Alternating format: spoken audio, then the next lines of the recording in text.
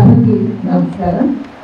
వేదిక పైన పెద్దలకి, ముందున్న పెద్దలందరికీ నా నమస్కారాలు, చిన్నారులకు నా అభినందనలు. ఒక మంచి కార్యక్రమం ముగింపు సభకి పిలిచినందుకు ముందుగా ఈ నిర్వాహకులకి అభినందనలు కృతజ్ఞతలు. నన్ను రీడింగ్ హ్యాబిట్, పుస్తకాలు వగైరా విషయాలు మాట్లాడమన్నారు. మనందరికీ తెలిసిన విషయమే, reading make a man perfect.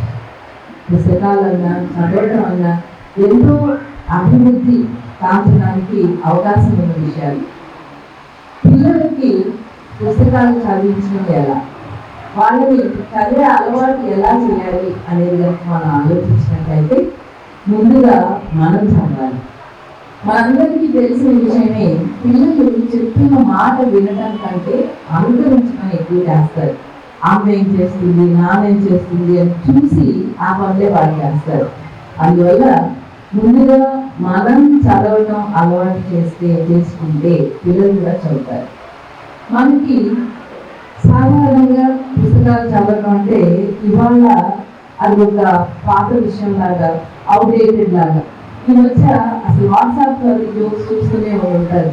పుస్తకం అంటే తెలియక పిల్లలు ఏంటి అది అని భయంగా చూస్తూ ఉంటారు. లేదా గొయ్యి పాటించినట్టుగా ఎన్నో రకాల భయంకరంగా వస్తున్నాయి. అయితే నా ఉద్దేశంలో పుస్తకానికి మరణం లేదు. ఎన్ని రకాల టెక్నాలజీ వచ్చినా ఏమొచ్చినా పుస్తకం యొక్క స్థానానికి భంగం వాటిల్లదు. ఎందుకంటే మనకంటే ఎంతో ముందున్న దేశాల్లో, టెక్నాలజికల్ గా ఉన్న దేశాల్లో కూడా పుస్తకాలు బాగా చదువుతున్నారు. పూర్వం కంటే ఎక్కువ చదువుతున్నారు. మనందరికీ తెలుసు, టీవీకి అలవాటు పడ్డ వాళ్ళు కూడా కొంతకాలం తీసుకొచ్చేస్తుంది. టీవీ చూడటం తక్కువ ఒప్పు అనే విషయం పక్కన పెడితే ఎంత నేర్చుకుంటున్నాం, ఏమి ఉపయోగపడే విషయం నేర్చుకుంటున్నాం అంటే మాత్రం చెప్పలేము. అక్కడ వచ్చిన ఇబ్బంది ఏంటంటే మాధ్యమంలో నడిచిపోతూ ఉంటాయి వ్యవహారాలు. కానీ పుస్తకం చదివితే మనం కాన్సన్ట్రేట్ చేసి చదవాలి. మనస వాచ వింటాం. చదవాలి అంటే శ్రద్ధగా చదివి తీరుతాం. ఇప్పుడు నేను చెప్పే మాటలు కూడా ఎంతమంది వింటున్నారు, 40% మైండ్ ఆబ్సెంట్ అనుకుంటాం. మరి అదే మీరు పుస్తకం కూర్చొని చదివారు అంటే తప్పనిసరిగా కాన్సన్ట్రేషన్ ఉంటుంది. సో అందువల్ల పుస్తకం చదవటం వల్ల మనకి ఎక్కువ జ్ఞాపకం ఉండటానికి అవకాశం ఉంది, మెమరీ పెరుగుతుంది, ఎన్నో లాభాలు. పుస్తకాలు చదవడంలో వొకాబులరీ పెరుగుతుంది, ఆలోచన శక్తి పెరుగుతుంది, ఊహా శక్తి పెరుగుతుంది. మనకి చాలా లక్షణాలు. ఇంకొకటి కొత్తగా మెడికల్ గా ఏం చెప్తున్నారు అంటే, ఎక్కువ పుస్తకాలు చదివే వాళ్ళకి ఆల్జీమర్స్ కూడా రాదు అని. ఇదేదో నాకు లైబ్రరీలో పుస్తకాలు అంటే ఇష్టం అని చెప్పే మాట కాదు, సైంటిఫికల్ గా ప్రూవ్ అయింది. ఎందుకంటే మనందరికీ తెలుసు, శరీరానికి ఎక్సర్సైజ్ ఎలాగో మెదడుకి చదవటం అలాంటి వ్యాయామం. ఆ వ్యాయామం కనుక మనం మెదడుకి రెగ్యులర్ గా ఇస్తూ ఉంటే అది పనిచేస్తుంది. Idle man's brain is devil's workshop అంటారు పెద్దలు. అలా మనం ఇవ్వకుండా ఏదో ఒకటి చదువుతూ ఉంటే, సాధారణంగా డాక్టర్స్ కూడా చెప్తున్నారు, ఓల్డ్ ఏజ్ వచ్చింది అని మంచం మీద పడుకుంటాము, టీవీ ముందు 24 గంటలు కూర్చుంటామో కాకుండా డూ సంథింగ్, రీడ్ సంథింగ్. మనకి డిప్రెషన్ పోవడానికి కూడా రీడింగ్ ఎంతగానో ఉపయోగపడుతుంది. సాధారణంగా మీకు యోగా కానీ మ్యూజిక్ కానీ వింటూ మనం కొంత డిప్రెషన్ నుంచి బయటికి రావడానికి ప్రయత్నిస్తాం. అలాంటి వాటిలో ప్రథమ స్థానం పొందింది చదివే అలవాటు. ఇంకొకటి అడగచ్చు, చదివే అలవాటు, రీడింగ్ హ్యాబిట్ అంటే దేని అంటాం? Other than your class course. సాధారణంగా పిల్లలు స్కూల్లో పరీక్షలకు ఉపయోగపడేవి ఆ పుస్తకాలు చదువుతున్నాగా అంటారు. కానీ డిఫరెంట్. మామూలు చదివే పుస్తకాలు కాకుండా సంథింగ్ టు నో, నాలెడ్జ్ పెంచుకుంటానికి ఇంకో రకంగా పుస్తకాలు చదివినప్పుడే మనకి విజ్ఞానం కలుగుతుంది. Our books and our friends are more powerful weapons of the Malala అనేవాళ్ళు. తెలుసు మనకి చదవడానికి వాళ్ళందరూ ఎంత కష్టపడి చదువుతున్నారు. ఒక పుస్తకం పొందాలి అంటే వెంకటరోజులో చాలా చాలా కష్టపడేవాళ్ళు. ఎన్నో ఎగ్జాంపుల్స్ మనం చెప్పుకోవచ్చు. అబ్రహం లింకన్ మొదలుకొని ఒక పుస్తకం పొందలేక దానికి ఎంతో కష్టపడిన ఉదాహరణలు ఉన్నాయి. లింకన్ మాట వచ్చింది కనుక ఎగ్జాంపుల్ చెప్తాను. ఆయన నిరుపేద కుటుంబంలో పుట్టిన విషయం మనందరికీ తెలుసు. చదువుకుంటానికి కూడా అవకాశాలు లేవు. ఏదో గుడి దీపం పెట్టుకుని చదువుకుంటూ ఉండేవాడు. అయితే పుస్తకాలు చదువుకున్న అంటే చాలా ఇష్టం ఉన్న ఆయన వాళ్ళ పక్కింటి ఆయన దగ్గర ఒక పుస్తకం తెచ్చుకుని చదువుదామని అడిగితే ముందు ఆయన ఒప్పుకోలేదు ఇవ్వడానికి. మనందరికీ తెలుసు పుస్తకం వైతావితం పరాస్తం కథ అంటూ ఉంటారు. అలా పుస్తకాన్ని పాడు చేస్తాడమ్మా అనే భయంతో ఆయన ఇవ్వనంటే బతిమాలను తెచ్చుకుంటాడు. తెచ్చుకుని రాత్రి 11, 12 దాటిపైన చదువుతుంటే తను గొడవ పెట్టాడు. ఇంకా ఎంతసేపు చదువుతావు, రేపు చాలా పనులు ఉన్నాయి, నువ్వు ఆఫీస్ పడుకో అంటే పాపం పుస్తకం వేసి కిటికీలో పెట్టి పడుకున్నాడు. వాళ్ళు చిన్న పూరి గుడిసె లాంటిది.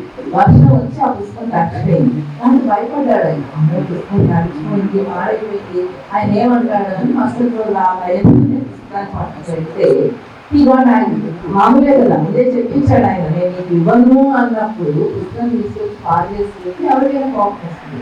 తీసేది ఆ పుస్తకం ఇంత వెళ్ళ ఉంది, ఆ డబ్బులు నాకు ఇచ్చేసి లేకపోతే ఊరుకోవడం అంటే కొడుకుని సామర్థ్యం ఉంటే ఆయన కొడుకునేవాడు కదా. అప్పుడు చెప్తాడు, సారీ నా దగ్గర డబ్బులు లేదు, ఇంకేదైనా పని చేసి తీసుకోవడం అంటే అప్పుడు చెప్తాడు, నా గార్డెన్లో పని చేయి, నీకు ఎంతవరకు నా పుస్తకానికి డబ్బు రావాలో అంత పని చేయించుకుంటాను. సరే 4 రోజులు 5 రోజులు పని చేశాక ఆయన ఏమంటారంటే నా డబ్బులు నేను తీసుకున్నాను కాబట్టి ఈ పుస్తకం కూడా నీకే ఇస్తాను అంటే హీ వాజ్ వెరీ హ్యాపీ.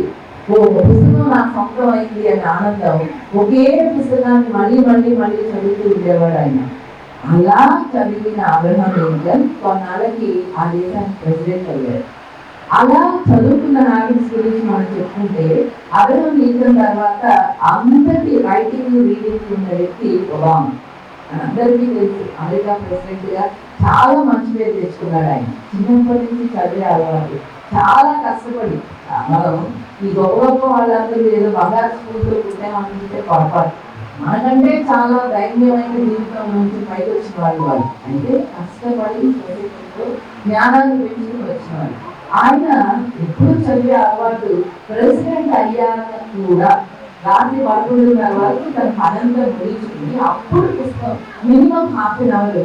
ఒక్కోసారి పుస్తకంలో ఏమైపోతే 12:30, 1 గంట కూడా దాటిపోయేది. అలా చదవటం వల్లే నేను నా క్లిష్టమైన పరిస్థితుల నుంచి, మనందరికీ తెలిసి పెద్ద బాధ్యత వహించే వ్యక్తి చాలా ఇబ్బందులు ఎదుర్కోవాల్సి వస్తుంది. ఆయన ఉంటే చెప్పారు, అలాంటి ఇబ్బందుల్లో నన్ను సేవ్ చేసిన పుస్తకాలే. మహాత్మా గాంధీ లేదా మిగతా వాళ్ళ పుస్తకాలన్నీ చదివి నేను నా సమస్యకి పరిష్కారం తెచ్చుకున్నాను అని చెప్పారన్న. అలా పుస్తకాలను చదవటం వల్ల ఎంతో ఉపయోగం ఉంది. ఆయన మనందరికీ తెలిసి ప్రెసిడెంట్ గా ఉన్నప్పుడు తర్వాత కూడా ఆయన బుక్ స్టోరీస్ వెళ్ళడం, ఆయన పుస్తకాల ప్రభావం తన మీద ఎంత ఉందో చెప్పడం. అట్లాగే ఈ మధ్య వీడియో చూశాను నేను. పబ్లిక్ లైబ్రరీకి వెళ్ళి ఒక కథని పిల్లల కోసం, ప్రైమరీ స్కూల్ పిల్లల కోసం చదివారు ఆయన. మనకి ఎంతమంది అలా ఉన్నారు? మన దేశ పరిస్థితి ఏంటి? అంత ఇంపార్టెన్స్ రీడింగ్ ఇస్తున్నామా అనేది ఒక్కసారి ఆలోచించుకున్నాం. ఇలా మనం చెప్పుకున్నప్పుడు సాధారణంగా గాంధీ, నెహ్రూ, అంబేద్కర్ వీళ్ళందరూ కూడా, గాంధీ కూడా ఇంతటి ఉద్యమాన్ని చేయడానికి he was influenced by books. Unto this last అనే పుస్తకమే సర్వోదయానికి పునాది, సత్యాగ్రహానికి పునాది.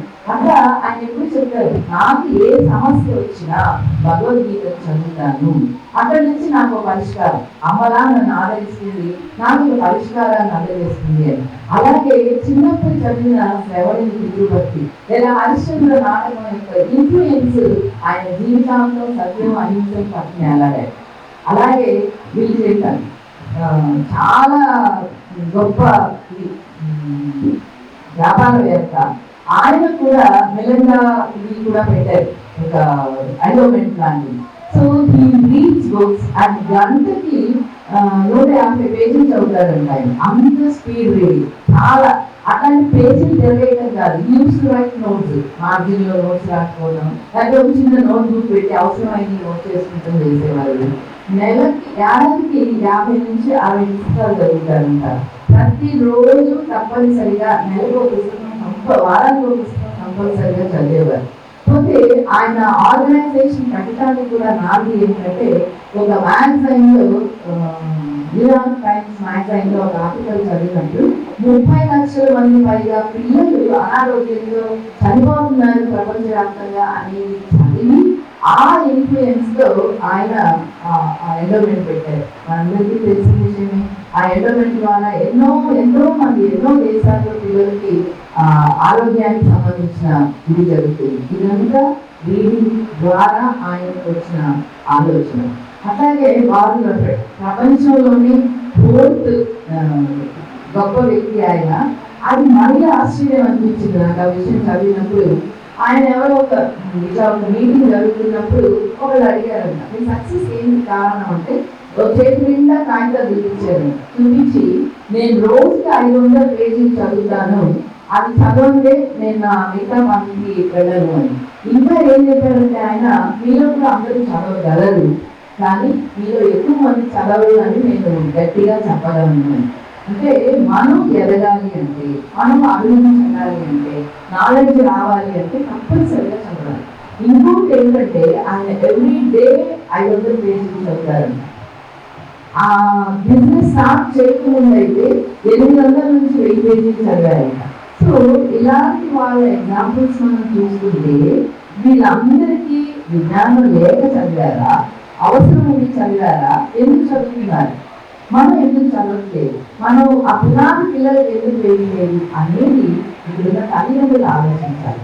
ఎక్కువగా ఏంటంటే మనం ఎప్పుడు చెప్తాం, మొక్కలు ఉందండి మానే వండుతున్నాను, పిల్లలకి నేర్పించండి, మీరు చదవండి. మనం ఒకటి జనరల్గా ఏం చెప్తామంటే టైం లేదు, ఇంత గొప్ప వాళ్ళకంటే మన టైము కాదు కదా, టైం లేదు. ఈ రోజు అన్నం తిన్నా మానలేదు, మనం 3 తినే అన్నం 4 అయినా తింటున్నాం. అలాగే వామాలాగా ఇంకొకలాగా అంత ఎక్కువ చదవకపోయినా రోజులో కనీసం ఒక ½ an hour చదవడానికి ప్రయత్నించండి. ఎన్నో టీవీ చూస్తున్నాం, సీరియల్స్ చూస్తున్నాం, ఎన్నెన్నో చూస్తున్నాం, అది కాదు, చదివే అలవాటు చేయండి. అందరికీ వయసు పెరిగే వాళ్ళని కనుక ఈ ఆల్జీమర్స్ లాంటి జబ్బులు పాలు పడకుండా మనల్ని మనం కాపాడుకుంటాం. పుస్తకాల్లో కూడా మళ్ళీ ఎన్నో రకాల పుస్తకాలు ఉన్నాయి.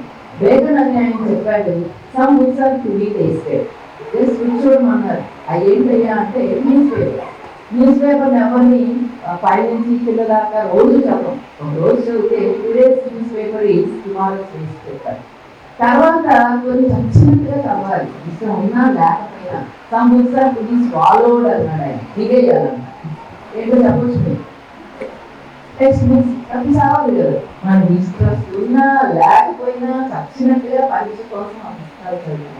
Other few books are to be chewed and digested. కొన్ని పుస్తకాలు బాగా చదివి అవగాహన చేసుకుని మనం మొదలు పెట్టుకోవాలి. సో ఇన్ని రకాల పుస్తకాలు, వేల కోట్ల పుస్తకాలు ప్రపంచవ్యాప్తంగా లభ్యమవుతున్నప్పుడు చదవకపోవడం అనేది మన దురదృష్టం అనుకుంటున్నాను నేను. అలాగే సోక్రటీస్ గురించి మీలో చాలా మంది ఉంటారు, గ్రీక్ ఫిలాసఫర్. ఆయన్ని మళ్ళీ అనుకుంటే ఈ ప్రపంచంలో అత్యవసరమైన వస్తువులు 3 చెప్పమన్నారు. ఆయన మొదటి పుస్తకం, రెండోది పుస్తకం, మూడోది కూడా పుస్తకమే అన్నాడు ఆయన. కానీ మనకి పుస్తకం అంత ఇంపార్టెంట్ కాదు కదా. ఇతర దేశాలని ఎన్నో విషయాల్లో మనం అనుసరిస్తున్నాం, బట్ నాట్ సచ్ థింగ్. అక్కడ ఎవ్రీ మదర్ ఆర్ ఫాదర్ నిద్రపోయేటప్పుడు పిల్లలకి తప్పనిసరిగా కథలు చదివి వినిపిస్తారు. మనలో చాలా మంది పిల్లలు ఎవరైనా కథలు చదువుతుంటే ఓ ముడిగా వేసి చదవా, సైన్స్ లో 92 వచ్చినాయి, అది చదువుకో ఈసారి 100 రావాలి అని అంటాం. కానీ పోనీ పాపం వాడు కథ చదువుతున్నాడు, రిలాక్స్ అవుతున్నాడు అనుకోవట్లేదు. మార్కులు కాదు కొలవాను. ఇవాళ చూస్తున్నాం మనం ఒక ఇంటర్వ్యూలో, నేను విన్నది జరిగిన విషయం, నేను ఏదో కల్పించి చెప్పలేదు. ఏదో పుస్తకాల గురించి అడిగితే అబ్బాయి నోట్ పెట్టుకోడు, ఏం తెలియదు అసలు. పుస్తకం పేరు కానీ రచయితల పేరు కానీ తెలియనప్పుడు అబ్బాయికి ఇంటర్వ్యూలో ఉద్యోగం రాలేదు.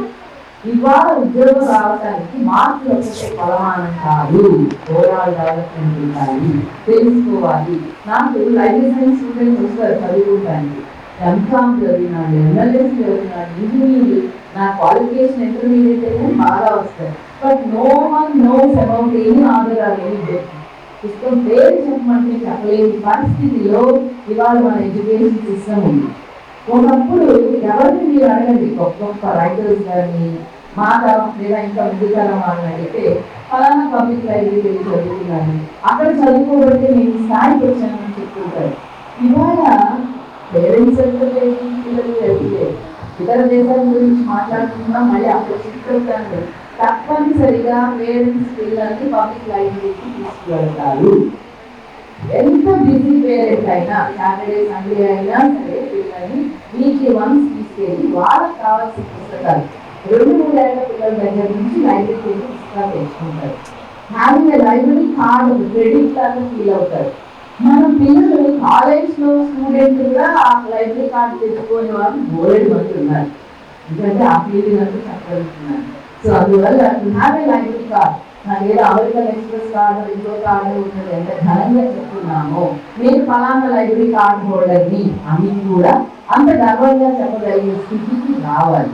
అందువల్ల చదవడం అనేది పిల్లలకి నేర్పిద్దాం.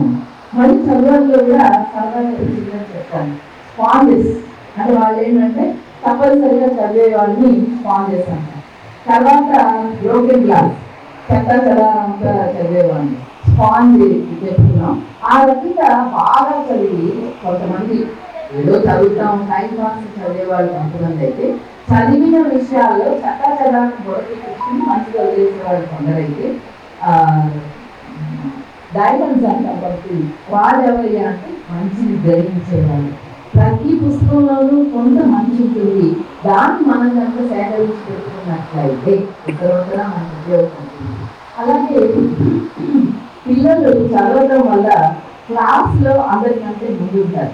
ఇంకా చెప్తున్నాం వాళ్ళకి వొకాబులరీ వస్తుంది, ఆలోచన శక్తి పెరుగుతుంది, ఊహాశక్తి పెరుగుతుంది. ఈ బోర్డ్ అనే పదం లేకుండా పోతుంది. అందువల్ల పిల్లల్ని చదివించండి. మనం కొంచెం మొత్తం తిరిగి రావాలి అంటే ఏ ఒక్క వ్యక్తి వల్ల కాదు. ఒక చక్కటి పుస్తకం పెట్టుకొని మీరు లండన్ వెళ్ళిపోవచ్చు, యూరోప్ వెళ్ళిపోవచ్చు, లేదా చంద్రమండలానికి కూడా వెళ్ళి రావచ్చు. మనం ఆ పుస్తకం చదివాము అంటే అలా ఊహాలోకాల్లో ఉన్నప్పుడే మనం నేర్చుకుంటాం, తెలుసుకుంటాం. ఆలోచన శక్తి. ఒక అమెరికన్ వాళ్ళకి పెద్ద డౌట్ వచ్చింది. ఎందుకు చైనీస్ కొత్త కొత్త ఇన్వెన్షన్స్ మనకంటే ఎక్కువ చేయగలుగుతున్నారు అని ఒక టీం వెళ్ళి పరిశోధన చేస్తే అర్థమైంది ఏంటంటే అక్కడ చిన్నప్పటి నుంచి పిల్లలు సైంటిఫిక్ ఫిక్షన్ చదువుతారు. సో ఆ ఇన్ఫ్లుయెన్స్ ఏమవుతుందంటే మనకి ఆ పుస్తకాలు చదవడం వల్ల నేను కూడా ఏమైనా కనిపెట్టాలి, నేను కూడా ఏదైనా చేయాలి అనే ఆలోచన. ఇంకొకటి మనం ఏం చేస్తున్నామంటే పిల్లల్ని పుస్తకాలు చదవమన్నప్పుడు పుస్తకం ఇస్తాం. ఒక ఎన్సైక్లోపీడియాను ఇంకో ఇచ్చి చదవరా అంటాం. ఎవరికైనా మనకు సామెత ఉంది, అన్నప్రాసన రోజు ఆవకాయ పెడతావా అన్నట్టు. చదివేటప్పుడు బుక్స్ ఆఫ్ డే లెవెల్ వాళ్ళ స్థాయికి తగ్గ పుస్తకాలు, చిన్న చిన్న పుస్తకాలు, కథల పుస్తకాలు, కామిక్స్ అలాంటివి చదివితేనే చాలా చదువుతారు. మనం భయంకరమైన పుస్తకాలతో మొదలెట్టాం అనుకోండి, ఎక్కడ చేస్తారు పుస్తకాలంటే అదే మళ్ళీ పుస్తకాలు కూడా ఉంచుకోవాలి. ఇంకొకటి మనం ఇంతకాలం మాకు అలవాటు లేదు, ఎలా ఎలా ప్రాక్టీస్ చేయాలి అంటే చిన్న చిట్కా చెప్తాను. తప్పనిసరిగా చదవాలి అని మీకు నచ్చిన పుస్తకం తీసుకుని స్టార్ట్ విత్ 15 minutes, ఎక్కువ 15 నిమిషాలు గడియారం కూడా పెట్టుకొని అలారం పెట్టుకొని చదవండి. చదువుతూ ఉంటే దాంట్లో ఇన్వాల్వ్ అయిపోవడం. ఆయన ఎవరు డీటెయిల్స్ అంటారు, కనీసం ఒక గంటన్నా చదవకపోతే ఆ గాడిలో పడవండి.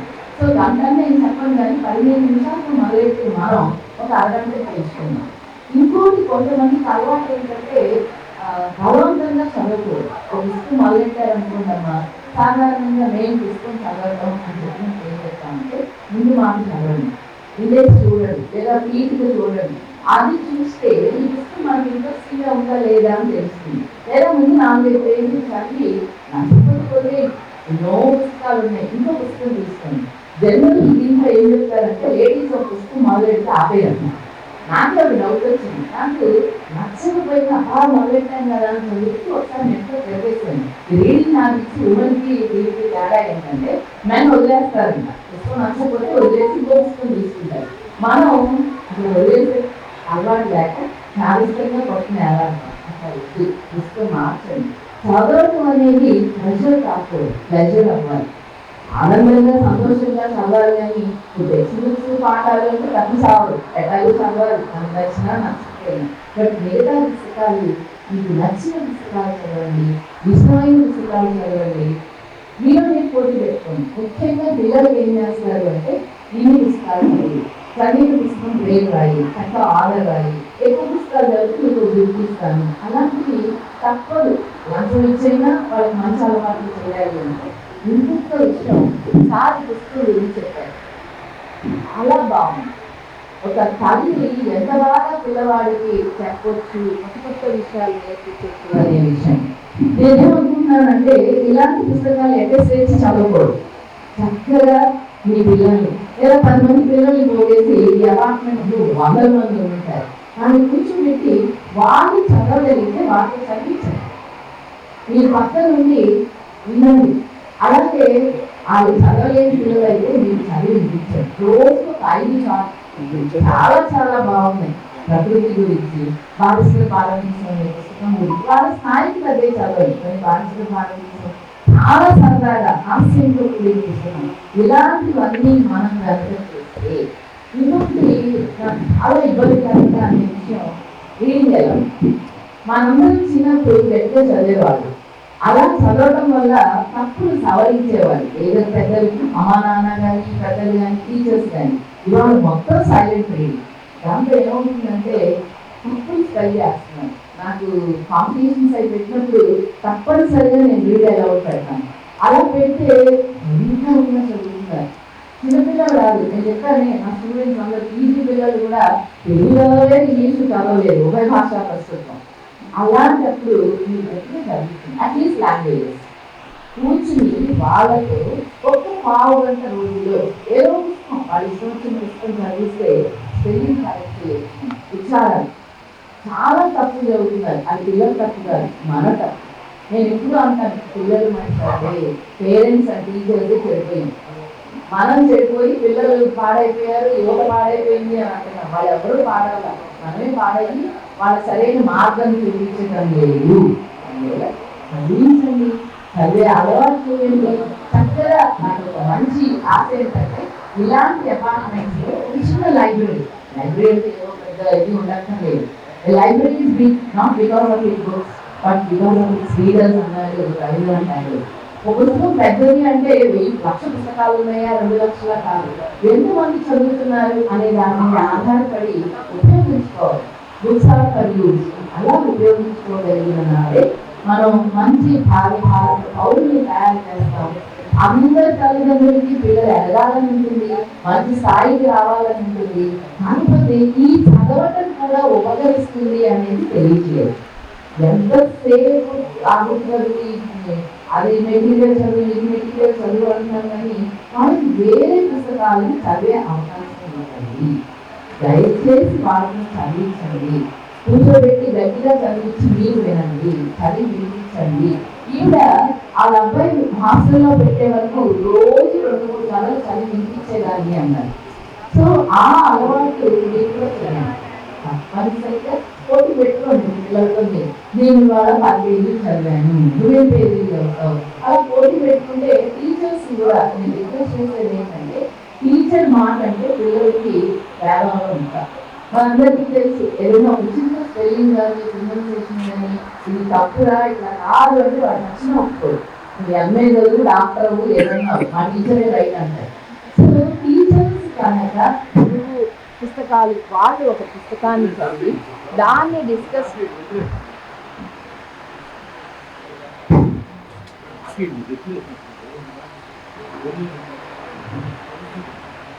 దాన్ని కనుక పిల్లలతో డిస్కస్ చేస్తే వాళ్ళు తప్పకుండా చదువుతారు. అందువల్ల ఇవాళ నేను ఒక చిన్న మీకు ఒక 100 పుస్తకాలు ఇద్దాం అనుకుంటున్నాను. ఒక చిన్న లైబ్రరీ పెట్టండి. ఆ 100 పుస్తకాలు లిస్ట్ కూడా తెచ్చాను, పుస్తకాలు కూడా తెచ్చాను. నా వెంటే గారు ఆ బాధ్యత తీసుకుంటా అన్నారు. ఆ లిస్ట్ ఆవిడకి అప్పచెప్తున్నాను. ఇంకా ఏమైనా పుస్తకాలు కావాలంటే నా ఆలోచన ఏంటంటే ఈ 100 పుస్తకాలు చదివేయండి, తర్వాత మళ్ళీ ఇవి వెనక్కి ఇస్తే ఇంకో 100 పుస్తకాలు ఇస్తారు. ఇంకొకటి లైబ్రరీని మీరే డెవలప్ చేసుకోండి. ఇంతమంది దగ్గర బోలెడు పుస్తకాలు ఉంటాయి, మీ పిల్లలు చదివేసిన పుస్తకాలు ఉంటాయి, అవి తెచ్చి లైబ్రరీలో పెట్టండి. మ్యాగజైన్స్ ఎన్నో మ్యాగజైన్స్ కొంటాం, ఓ 4 రోజుల తర్వాత చదివే అవతల పారేసే బదులు తెచ్చి లైబ్రరీ దగ్గర పెడితే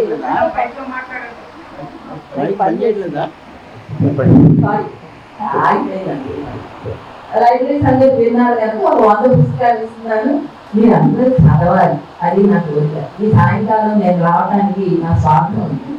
ఎక్కువ మంది చదువులను చేయాలి. నాకు పిల్లలంటే ఇష్టం, పుస్తకాలంటే ఇష్టం, వాళ్ళిద్దరినీ కలపడం మరీ ఇష్టం. దానికి ఇక్కడున్న ప్రతి ఒక్కరిని సాయం చేస్తారని ఆశిస్తున్నాను. ఇంకోటి ఏం చెప్తున్నానంటే, లైబ్రరీ అంటే అందరిది, మనందరిది.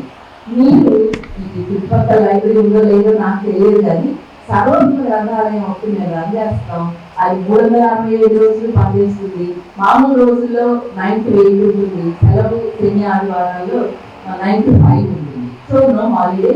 ఎప్పుడైనా రండి, పిల్లల్ని తీసుకురండి, వాళ్ళకి చూపించండి ఇలా ఉంటుంది. స్కూళ్ళల్లో లైబ్రరీస్ ఉంటాయి, కానీ ఎంతవరకు పుస్తకాలు ఇస్తున్నారో, ఎంతమంది చదువుతున్నారు అనేది నాకు తెలియదు. కానీ మీరు మాత్రం ప్రత్యేక శ్రద్ధ తీసుకుని మీ పిల్లలు ఒక మంచి స్థాయి, అంతేకాదు పుస్తకాలు చదవడం వల్ల వాళ్ళ ఆత్మవిశ్వాసం వస్తుంది. ఎవరైనా ఒక ప్రశ్న అడిగారు, లేదా ఎవరైనా ఏదైనా అడిగారు, వాళ్ళు బోర్డు పుస్తకాలు చదువుకోవటం వల్ల తప్పు నిలబడి మాట్లాడగలుగుతారు. వాళ్ళ మీద వాళ్ళకి కాన్ఫిడెన్స్ పెరుగుతుంది. సో చాలా సమయం తీసుకున్నట్టున్నాను, బట్ నేను మళ్ళీ వస్తాను. ఎవరు ఎన్ని పుస్తకాలు చదివారో చూస్తాను. ఐ హోప్ మళ్ళీ పిలుస్తానని అనుకుంటాను. Thank you.